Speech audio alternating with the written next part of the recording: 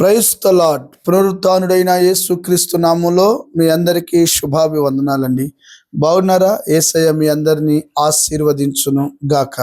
అనుదిన వాత్సల్యత అనునేటి వాక్య ధ్యానాంశాన్ని ఈ ఉదయకాలం ధ్యానించుకుందాం రండి. పరిశుద్ధ బైబిల్ గ్రంథంలో నుంచి 130వ సంకీర్తన 5వ వాక్య భాగాన్ని నేను చదువుతాను. వీలైతే బైబిల్ తెరిచి వాక్యాన్ని గమనించండి. యెహోవా కొరకు నేను కనిపెట్టుకొనుచున్నాను, నా ప్రాణము ఆయన కొరకు కనిపెట్టుకొనుచున్నది. యేసయ్యకి మహిమ కలుగును గాక.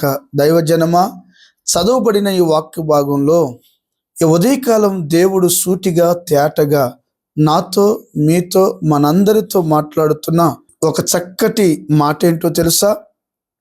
ఈ కీర్తనకారుడు అంటాడు, నేను మనుషుల కొరకు కనిపెట్టుకోవట్లేదు, కానీ యెహోవా కొరకు నేను కనిపెట్టుకొనుచున్నాను అంటాడు. నా ప్రాణము దేవుని మీద ఆశ పెట్టుకొనుచున్నది అంటాడు. ఎందుకు ఈ మాట చెప్పాడని కాస్త మనం ఆలోచన చేస్తే, ఈ రోజుల్లో ఎవరి మీద ఆశ పెట్టుకున్నా ఆశలు నిరాశలైపోతున్నాయి. ఎవరిని నమ్మినా మోసమే గాని మేలు జరగటం లేదు. ఈ ప్రస్తుత పరిస్థితుల్లో కూడా ఏవండి, భార్యని భర్త నమ్మలేకపోతున్నాడు, భర్తను భార్య నమ్మలేకపోతుంది, పిల్లలు తల్లిదండ్రులు నమ్మలేకపోతున్నారు, తల్లిదండ్రులు పిల్లల మీద ఆశ పెట్టుకోలేకపోతున్నారు. కారణం ఏంటో తెలుసా? మనుషుల్లో నమ్మకత్వం కోల్పోయారు. ఎటు చూచినా కూడా మనకి నిరాశ పరిస్థితులే కనబడుతున్నాయి, కానీ నోటి నిండా నవ్వు అనేది కనుమరుగైపోతుంది. ఇంతకీ నేను మీకు చెప్పదలిచిన మాట ఏంటో తెలుసా? ఇతగాడు దావీదు అరణ్య పాలైపోయాడు. దేవుడు అతగాడికి అఖండ విజయాన్ని ఇస్తే అది ఓర్వలేని సౌలు దావీదును ఊరూరు పరిగెత్తించి కొట్టాడు అంటారు చూడు. అలాగూ దావీదుని పరిగెత్తించి అలసట తెప్పించాడు. దావీదు తక్కువ మంది, ఇతగాడేమో రాజు.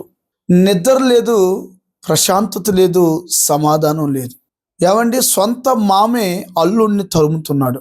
దిక్కుతోచని పరిస్థితుల్లో నమ్మిన వాళ్ళే కాటేస్తున్నారనే భయం, ఆదరణ లేని పరిస్థితుల్లో ఆదుకునేవారు లేరు అనే భయం. అప్పుడు అతగాడు గుర్తించాడు, అరణ్యంలో నాకు తోడుగా ఉన్న దేవుడే కదా, నాకు మనుష్యుల మీద నేను ఆశ పెట్టుకోకూడదు, దేవుని మీదే ఆశ పెట్టుకుంటాను. దేవునికి స్తోత్రం. ఏవండి, మీరు గమనించారా? దావీదు ఎవరి మీద ఆశ పెట్టుకున్నాడట? దేవుని మీద ఆశ పెట్టుకున్నాడట.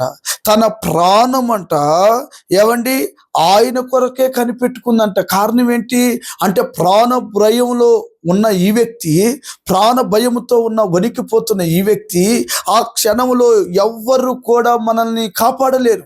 కాపాడగలిగిన దేవుడు ఒక్కడే, నేను ప్రకటిస్తున్న యేసుక్రీస్తు. ఈ వాక్యం విన్న తరువాత అయినా నీ ఆశ, నీ ప్రాణము, నీ ధ్యాస నువ్వు దేవుని మీద పెట్టుకోగలిగితే నిశ్చయముగా నా దేవుడు నిన్ను విజయోత్సవముతో ఊరేగిస్తాడు.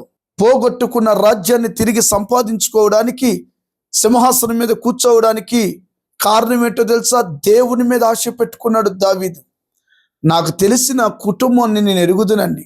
కొన్ని కారణాల వల్ల అర్ధరాత్రి 1 గంట ప్రాంతంలో భర్త భయంకరంగా హింసిస్తున్నాడని తట్టుకోలేక ఈ సమీపంలో ఉన్న అక్కగారింటికి వెళ్ళి అర్ధరాత్రి 1 గంటకు డోరు కొడితే, డోరు తీసి నువ్వా నా ఇంటికి ఎందుకు వచ్చావు అని ముఖాన్ని డోరేసేసింది. ఆ చెల్లి అక్క మీద ఆశ పెట్టుకొని వెళితే నిరాశ. అర్ధరాత్రి 1 గంట అని కూడా చూడకుండా డోరేసేసి బయటికి నెట్టేశారు. తోబుట్టువులే కసాయిలుగా మారిపోయే రోజులు కదా. తప్పులు ప్రతి మనిషి చేస్తాడండి. ఆ పైవాక్యులు అంటాడు, యెహోవా నీవు దోషములను కనిపెట్టి చూచిన యెడల ప్రభువా ఎవడు నిలవగలడు? ఒక వ్యక్తి దోషం లేనివాడిగా కనబడగలడా? దేవుడు చూస్తే అనువనువున ఏదో ఒక పాపమో లోకమో ఏమండి విరోధమైన క్రియ ఉంటుంది కదా. మనిషి బలహీనత చూస్తాడు, ప్రభు ఆ హృదయ వేదన చూస్తాడు. ఈ వాక్యం విన్న తర్వాత, ఇప్పటి వరకు డబ్బు మీద ఆశ పెట్టుకున్నావా?